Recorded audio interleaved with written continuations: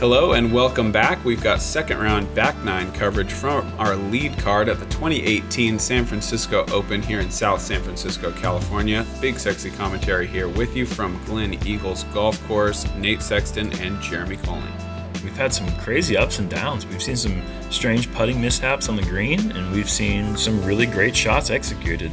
Back nine is full of birdies. We got a stretch of about 6 or 7 holes in a row with par threes, which is kind of unusual in this course, but not this hole. Yeah, and this hole, we couldn't even start the drone at the tee pad. The hole's that long. We had to cut in already 300 feet down the fairway because it's 1,188 feet. Even a fast drone has a hard time making a flight like this without coming home to mama for a battery recharge. And so far through the tournament, we have not seen a single three on this hole yet. So let's see if one of these guys can pick up the elusive eagle. Wow, no one's gotten it yet? Not yet. That's Paige Bjerkes got a three in practice. From the women's tee, but still. Yeah, still impressive three. Yeah, very, very impressive. You can see the women's tee there, in that shot, just a few hundred feet ahead of the tee these guys are playing. And Nate is gotten this. I think this is turned going to be over. okay. Good stability to trust that down the fairway, and that's the best way to get distance on this hole. Is leave it out there down to the right. It's a little bit further downhill over there than it is off to the left side of the fairway. I think Simon's licking his chops here. Oh man. Yeah. Simon hit the last tree in our first round together that was stopping him from being circle one. Yeah. So he's certainly, as if anyone was doubting it, he has the power to go past the pin in two. And he has the perfect type of throw. His distance throw, he can go for the high turnover shot. Obviously, he's a former distance record holder, and that's the kind of shot that you need to throw. But he's also really great at that low-line overstable disc, as Eagle just, did he outdrive Simon there? Went farther? I cannot even venture a guess. They're both huge. I'm not sure which one went farther. This town is full of a lot of famous duos. We got the Splash Brothers for the Warriors, and we got the Crush Brothers here in disc golf. I thought they were the Crush Boys. I don't remember. They could be either. I think you're the one that coined it, so you can call them whatever you want to call them. I don't know, but I'd take credit for it. That looks good. Over the wall. Gonna skip nice. Or not. Hit a log. That had a lot of speed left on it, too. And the best looking chances that we're going to see for Eagles are right here in these next two shots. Looks like Eagle outdid Simon, and this is just perfect. Oh, my gosh. This has to be on the pin. Oh, my gosh. Long. Yep. Almost hits the pin.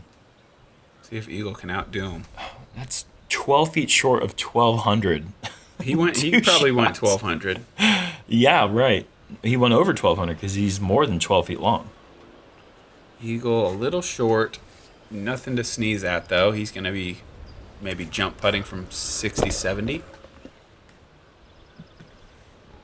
Man, I think Nate's had a lot of potential. Had it missed that log, it still had plenty of potential to go another 75 feet.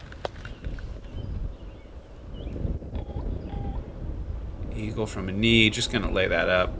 Probably a smart play. It is a bit of a downhill putt. Paul got pretty close. And the lengthy bid for the first eagle is off the top. Come on, Simon. Wow. Few putting struggles so far, but he needs this one. No. Oh. There is a certain amount of noticeable anguish in Simon's he's been posture so right close. Now. Yeah, he just is knocking on the door. Let's hear it. Has anyone gotten it? Not a single person. The closest anyone's got, I think. There was one player that threw 3 strokes on it first round. Wow. With an OB. Yeah, that's a lot of throws. I had a circle 4 first round. That's cool. Or a 4P or whatever penalty. That's pretty amazing. Your particular region of the world calls OB strokes. That's amazing. Simon has hit band and cage so far for his eagle putts. A lot of players have been knocking on the door. No one's got it yet, but I'm sure somebody's getting it today. Yep. Hole 11, par 3, starting our stretch of par 3 deuceable holes. This one is uphill, 302, low ceiling, 2 bunkers in play, and a golf green up there by the pin. High turnover, low forehand, mid-range roller. Those are probably your options.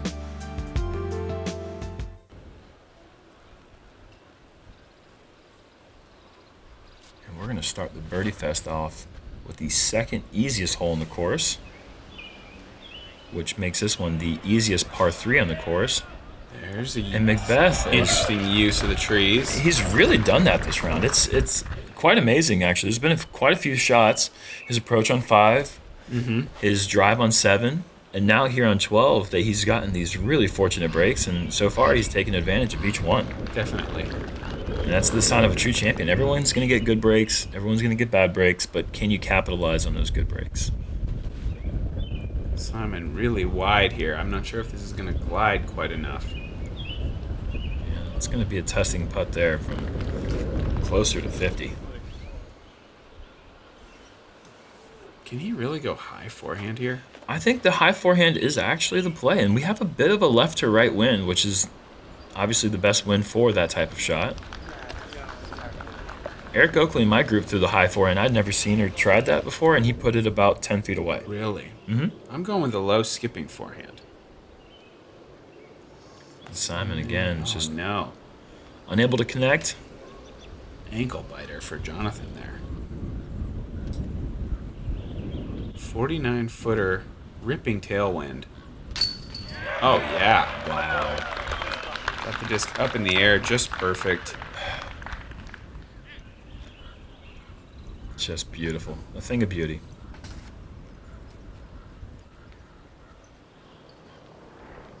What an excellent putter he's become this season. Absolutely. Always been a good putter, but he's taken that next step this year. Okay, good. Doesn't roll too much. Simon needs to hit some putts here. He's had some great throws, but his putter has been hot and cold. That is a tough putt. Over that hill with a little bit of a headwind, pushing 28 feet. That's not an easy putt, especially when your confidence is clearly a little bit diminished so far this round. And like that, McBeth has a 3-stroke lead on the field. And he's rolling on another hot streak. We saw that during round 1. See it again in round 2. Hole 12, par 3, 444 feet downhill into a little cove on the right side. Backhand turnover, backhand roller, or huge forehand, really the plays that I've been seeing here having some success. It is a difficult birdie to get, though. There's logs kind of in the way, a lot of low branches. It's one you can really be proud of if you can execute a tee shot that gets you all the way down to circle 1.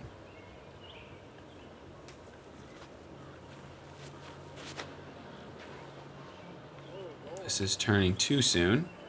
There's just always a headwind coming in up this hole. Always funnels up this hill right into that gap.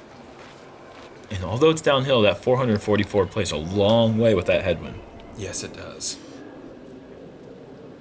And players are really required to have a large amount of trust on their angles they're throwing here, as Eagle's gone with something incredibly understable, throwing it with a lot of hyzer, and it turned over immediately. It's probably that D-line FD. Yeah, and that's a great roller. That's going to put him right at circle's edge.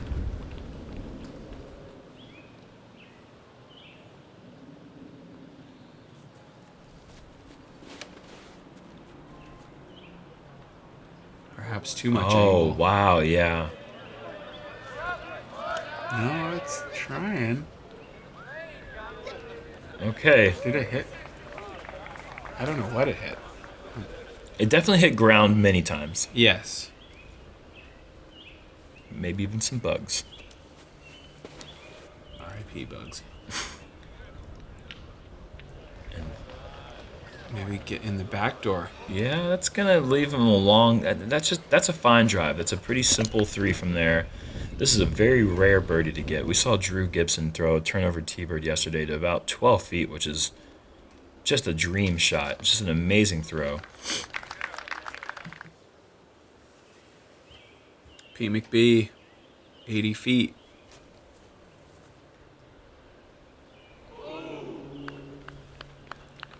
The crowd liked it, but I'm sure Paul knew all along. Oh, Simon. What do I got to do?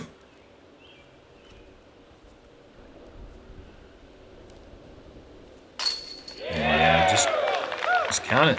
Back-to-back outside circle putts. Count it. Third consecutive birdie there for Eagle. He's rolling along here.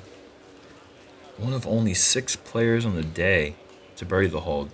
It's only the 8th hardest hole, but just not one that you're going to see very many birdies on. Yeah, because there's just no OB. It's not the toughest 3, but 2 is special. Yeah, 75% of the field is getting par on it, whereas 5% getting birdies.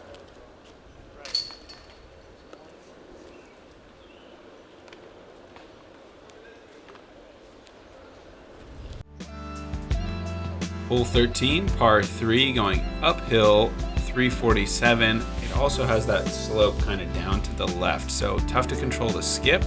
You have to go under the limbs of these trees and try to skip it along up to the pin.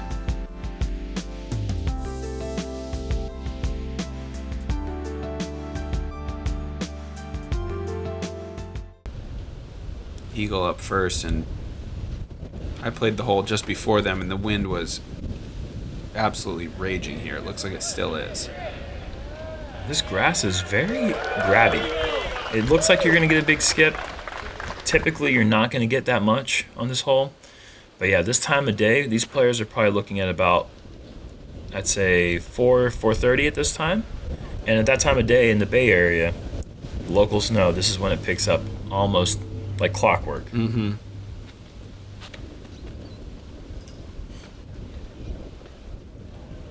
Could be too high. Oh. Looks like it sneaks under. Okay, yeah.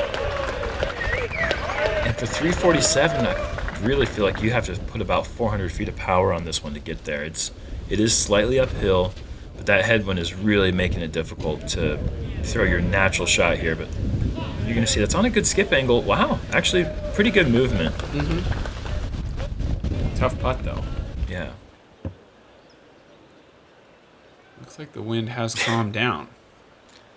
It's like 2 different holes. What happened?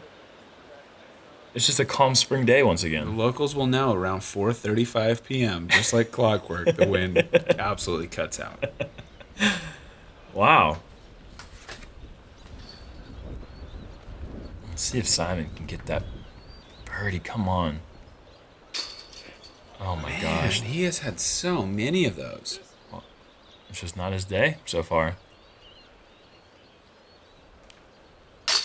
An Eagle. Charging. Yeah. Wow. And there's his 4th consecutive birdie. That's Cuatro de Cinco Mayo. That's...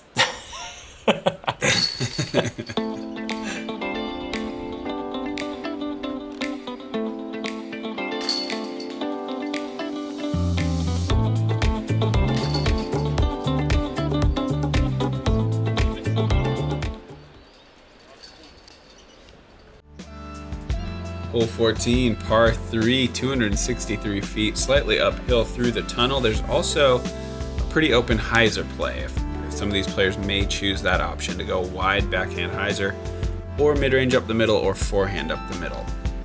Those are my predictions, and I stand by them. I agree.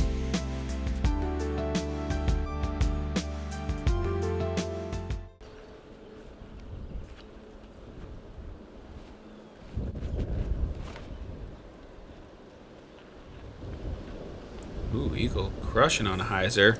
And that doesn't keep moving. Oh, wow. That is going to be... Pretty close, but there's something in the way, it looks like. Yeah, that's going to be a difficult 18-footer.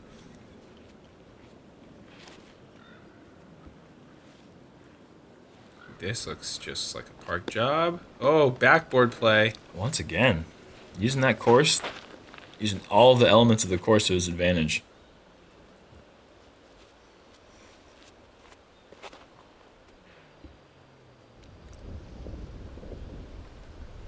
Nice looking shot there from Natron, but that's actually didn't quite scoot as much as I'm sure he was looking for.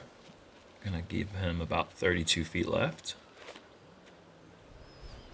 This is pretty wide. Yeah. Cut down in the prime of life there.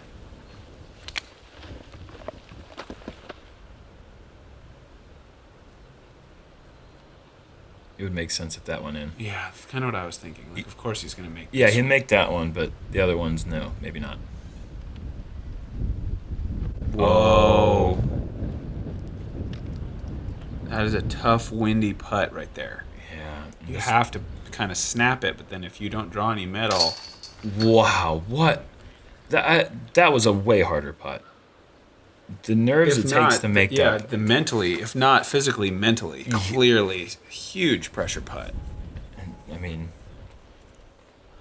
there might not be a more experienced veteran on tour than Nate Doss, and not allow that to get in his head and execute his stroke on the comeback putt. Really well done. And I guess that tree was not in the way for Eagle as he taps in his 5th consecutive birdie here. And that's so impressive because of the wind. Like, these holes, sure, a great player could rattle off 5 in a row, but in these windy conditions, it's really taking something special. Hole 15, par 3, 465 downhill, finishing right to an elevated basket. Not much OB except for the sand trap hazard and the golf green, though they are slightly long, so not likely to come into play too much for these guys, as they're going to be trying to move the disc right well before they get up that far.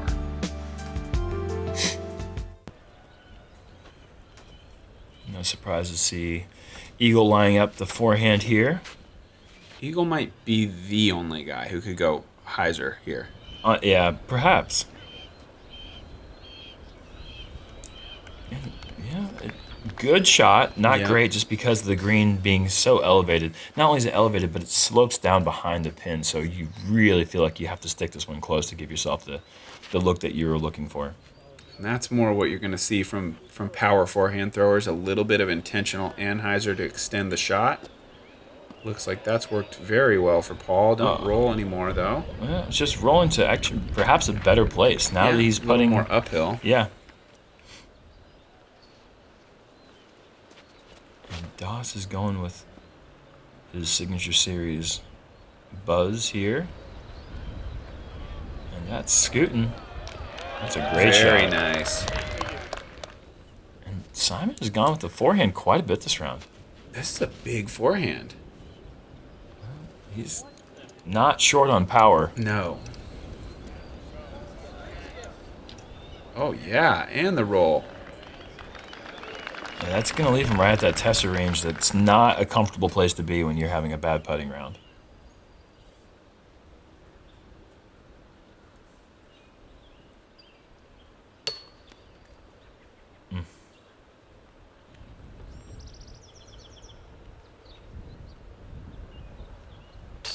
Oh, he did it. There he is. Yeah, there's a sign of relief. I can do it. Did we already have a layup from Eagle?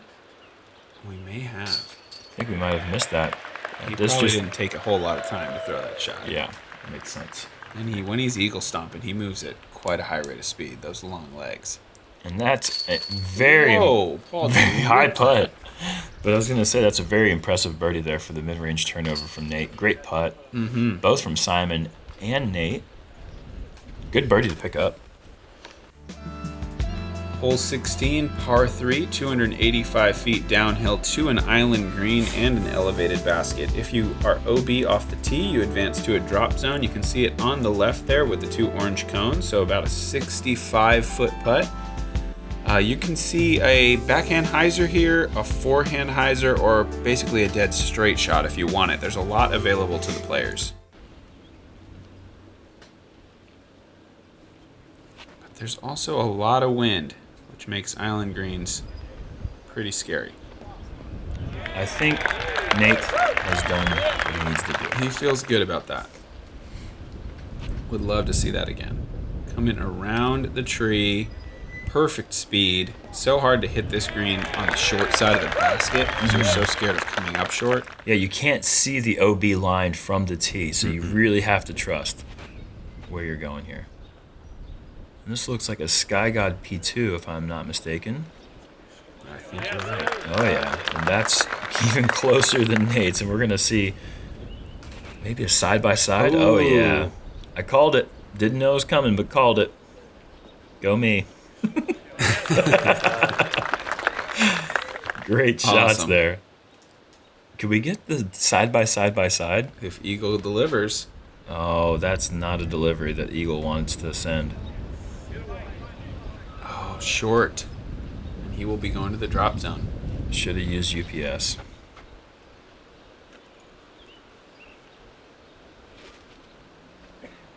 Paul with the Firebird. Oh, no. My. Looks like Paul's used DHL really fast. Maybe overshot the landing a bit.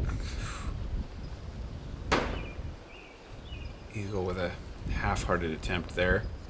Really can't afford to get too crazy here. This drop zone is right in that spot where you'd like to run after it. Paul is doing just that.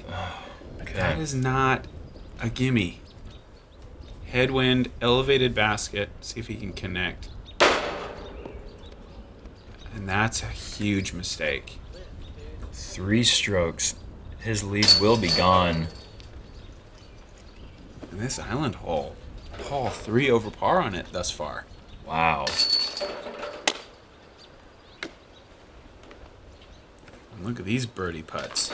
That feels good after 2 guys on the card were putting in for double bogey and bogey from further than you have a dunk birdie. And look at this. 4 players at 12 under, just like that. We knew we were going to get it. Huge Had to scoring happen. spread, and that is just all came together perfectly. 2 holes to go. Hole 17, par 3. This is a special birdie if you can get it. 442 feet, but playing closer to 542 feet. Going up the hill, tree guardians late. You can kind of throw just a ripping anhyzer to flex or a roller.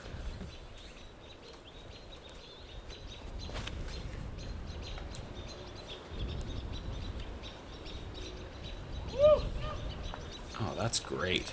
And that tree is the designated bomber tree. If you can get to that tree, you just crushed it.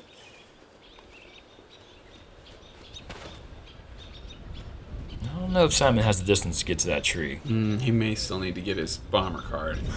Oh, he got it. He hit the tree. Good job. Gosh. He hit it 40 feet high. Unreal. Unreal. Eagle going air shot, but I don't think it's going to flex. He's applying for his license as well, and he has failed the test. Mm-hmm. Gonna have to come back in 1 week. There's a 7-day penalty for failing the test. We can't have you coming out and trying to bomber test every single day. We have things to do. And Paul going for the air shot. Rumors had it he was going 40 long in practice. What? All right. Well, this one's not 40 long, but it's not 40 short either. I think he'll take it. What a beautiful shot. Eagle content to lay up there, as he should.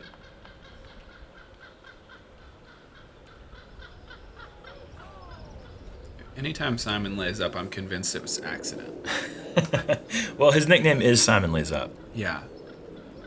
Wow. Nate, not necessarily known as biggest bomber. He's doing a great job and great run, but wow. What a birdie to pick up in that situation after the double bogey on the hole prior. It's going to give him that 1 stroke advantage on the rest of the card. And isn't this crazy? I mean, we've just seen Simon struggle so much this round and just not have the breaks go his way. He's 1 off the lead. Yeah. It's just a testament to how close he's getting the disc, to where even a bunch of missed putts aren't enough to derail him He's to still this point. 4 under for the round. Yeah. Which is a great score. Yeah. Hole 18, par 4, 719 feet out the gap to start, and you need to stay out of this OB on the left, and there's also OB on the right. So you just need a long, straight drive. The approach to the green is very difficult. Big power and a lot of sand, green, and cart path to think about as you throw that approaching shot.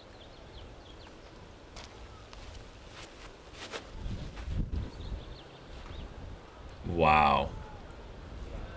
Wow, that is a crush. That's the best drive we've seen on this hole, and just perfect shot. Dead middle in the fairway.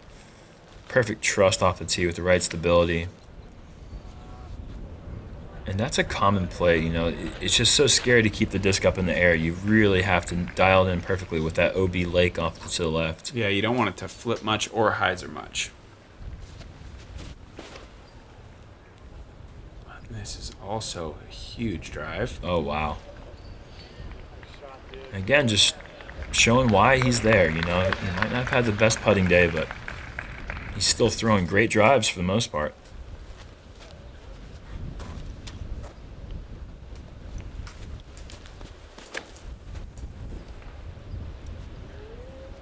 Wow. Yeah. Another one. Those 3 drives, I'd just skies over Simon's in the air. I don't get it. Watch out for going on the golf green and 1. It's just such a huge advantage. I mean, it's no wonder why he's won 2 national tours this year. This looks... Oh, okay, good. I was like, this looks really slow, but that's because it was a layup.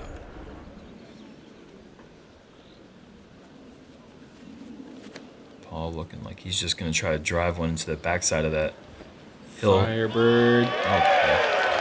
Yeah, that'll do. So Paul is at 14 down. We'll go ahead and say that. He hasn't made the putt yet. Spoiler. He's hitting that putt. He's going to be able to lift a disc off. Yeah, he's got enough the strength ground left to lift one more. Simon going very safe. Okay. And so he'll He's have gonna a bit of a scary putt. Yeah. But it's a putt. And Eagle just a soft pitch hyzer. In like the most annoying way possible, I think. Oh, yeah. Just can't even slow it down enough with the soft pitch sidearm. Ugh. If I could throw far enough to throw a soft sidearm in this hole. Yeah, it would be great. It would be nice. And Nate executes the safe play very well. Simon for birdie. Oh my gosh. Wow. And now Bogey. Okay, so the struggle's not over. Oh. Eagle for birdie. Okay, that's the first time we've seen him miss, and I don't even think he knew that he could miss. So that's got to be a tough one. Simon to tap in double, make it triple bogey.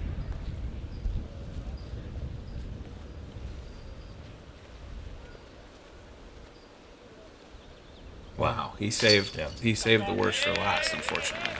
A round that's been some tough putting, but man, that was as bad as it gets. And that's got to be great birdie there for Paul as he moves to 7 under for the round, 14 under for the tournament so far. It's kind of hard to focus on that when you see that right there at the finish, but wow. Excellent play so far through 2 rounds for Paul McBeth, who's tied atop the leaderboard with the charging Ricky Wysocki. Ricky Wysocki with a -9 in the wind. Drew Gibson and Nate Doss rounding out our lead card. I believe we're coming back with second card coverage for tomorrow. That's right. So we will see you for that. Going to be an exciting finish from Glen Eagles.